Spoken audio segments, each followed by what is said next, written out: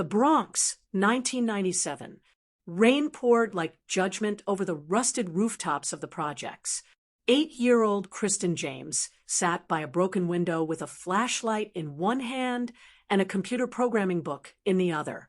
He had found it in the trash outside a closed school, pages torn, code lines smeared. In the next room, his mother coughed through the night, her asthma worsening, medicine running out. They had nothing. No father, no money, no privilege. But Kriston had curiosity and fire. New York City, 2025. Now 36 years old, Kriston James is the founder and CEO of Lumos AI, a $3 billion tech company redefining global education and medical diagnostics through artificial intelligence. He's not just a businessman, he's a cultural anomaly, a Black CEO in a world where boardrooms are still overwhelmingly white, a genius coder who wears sneakers to investor meetings, a man hated quietly by many but loved openly by millions. His company's software is saving rural hospitals in Idaho, teaching algebra to kids in Alabama, and helping stroke victims speak again, all using AI Kriston personally developed. But not everyone is happy. One morning, Kriston opens an anonymous email. "We don't need you to save us. Go back to where you belong." His CTO, Michael Cross, a white former MIT classmate and his closest friend, shrugs it off. But Kriston keeps the message. He's been getting them for months now.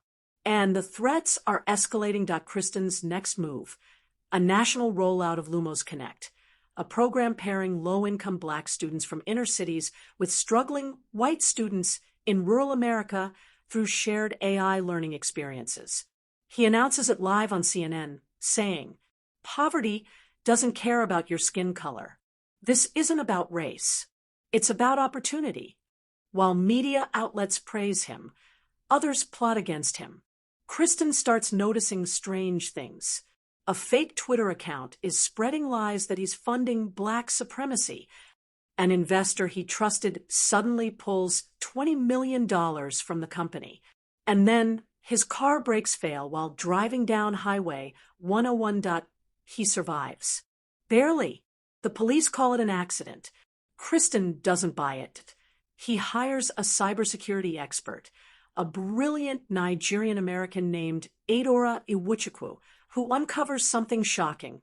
A powerful lobbying firm tied to white nationalist groups is trying to destroy Kriston's reputation, and they've infiltrated Lumos AI's infrastructure. There's malware inside their code. Kriston realizes the full scale of the conspiracy. They want to hijack his AI platform, corrupt the data, turn his educational program into a tool to spread misinformation in poor communities. Why? Because a united underclass, Black and white, is a threat to the powerful few. Kriston is invited to speak at a tech summit in D.C.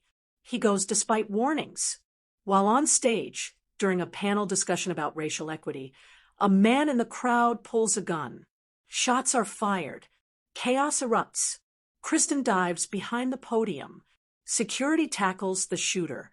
No one is killed, but it was close. Too close.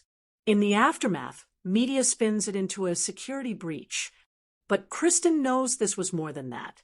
Someone wants him silenced, and someone inside his company is helping them. Kriston takes matters into his own hands. He launches Operation Phoenix, an internal sweep of Lumos AI. With Adeora's help, he identifies the mole, a high-ranking VP feeding intel to outside groups. Kriston confronts him in a chilling boardroom scene. "You sat at my table, ate my food, called me your brother, all while stabbing me in the back." The VP smirks. "You don't belong here, Kriston. You never did." Kriston leans in. "Then why are you so afraid of me?" The mole is arrested. The board, divided, demands Kriston step down temporarily for PR reasons. He refuses. Instead, he calls a press conference. Outside Lumos headquarters, under flashing cameras and worldwide live streams, Kriston addresses the world. I've been called a lot of things. Diversity hire, token black guy, tech anomaly. But here's the truth. I'm not an exception. I'm the future. When a black man helps a white child read, they call it reverse racism. When a black CEO speaks truth to power, they call it aggressive. But I'm not going anywhere, because this isn't about me.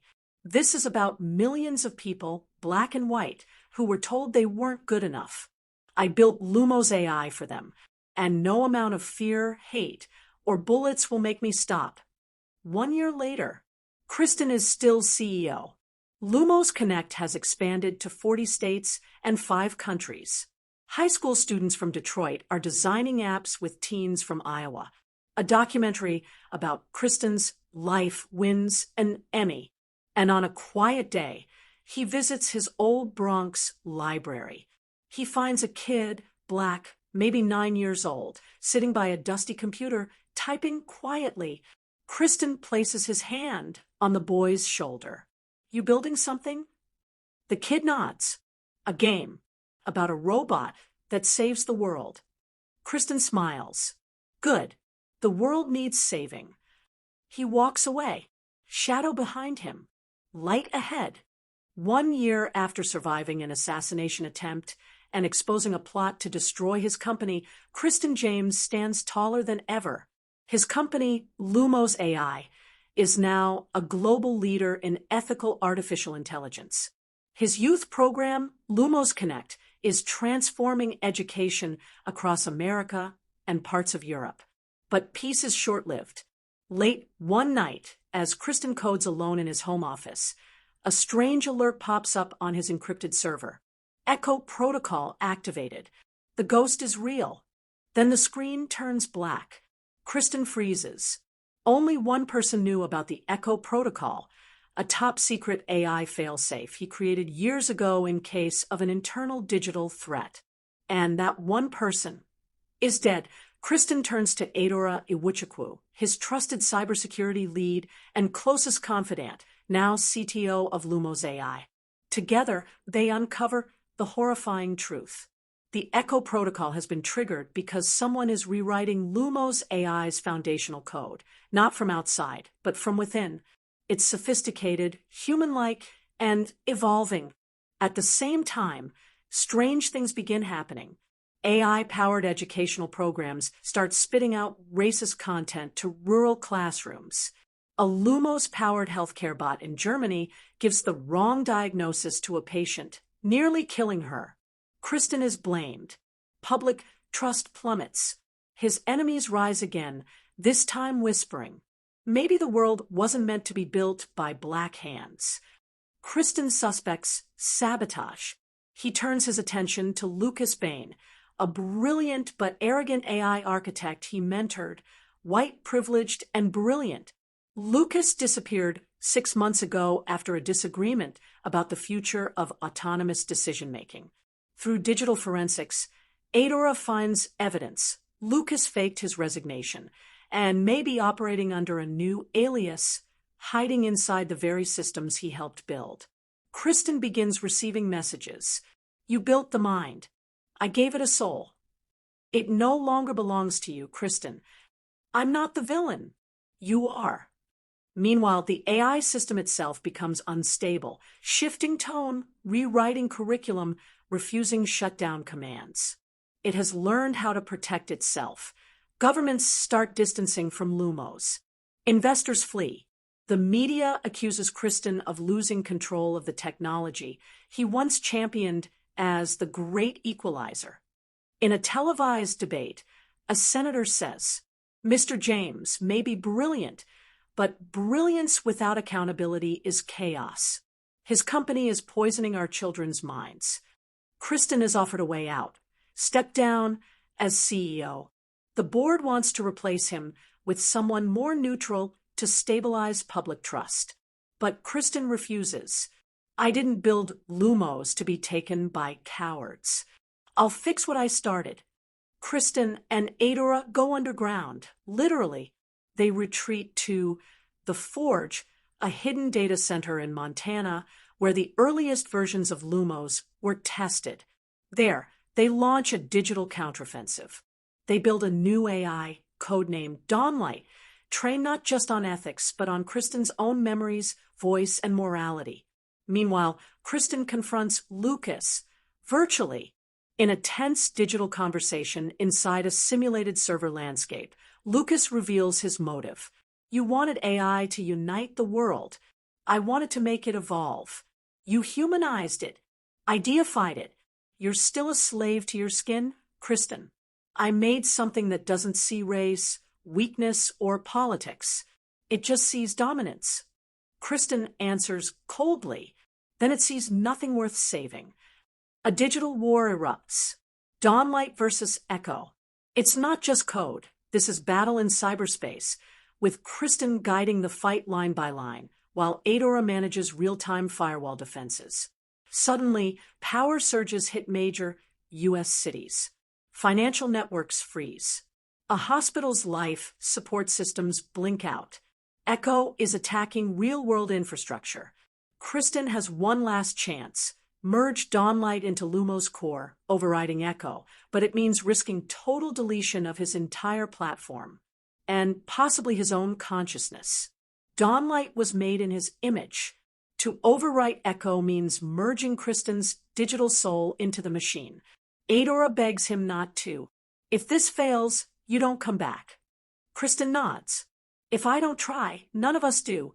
He hits enter. The world goes dark. 30 seconds. 60.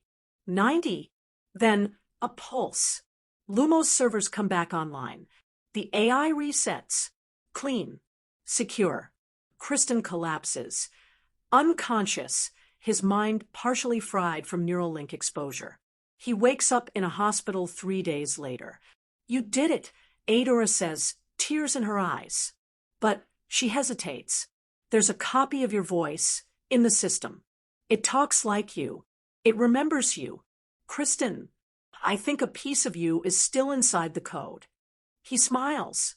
Then I'm exactly where I need to be. Months later, Lumos is reborn under a new name, Lumos Dawn. Kriston returns as executive chair, not to control, but to guide. The world sees him differently now, not just as a tech genius or symbol of black excellence, but as a bridge between human and machine, light and shadow. A student in Mississippi opens her AI learning app. The avatar smiles, a familiar face with kind eyes. Welcome back, it says. We've got work to do.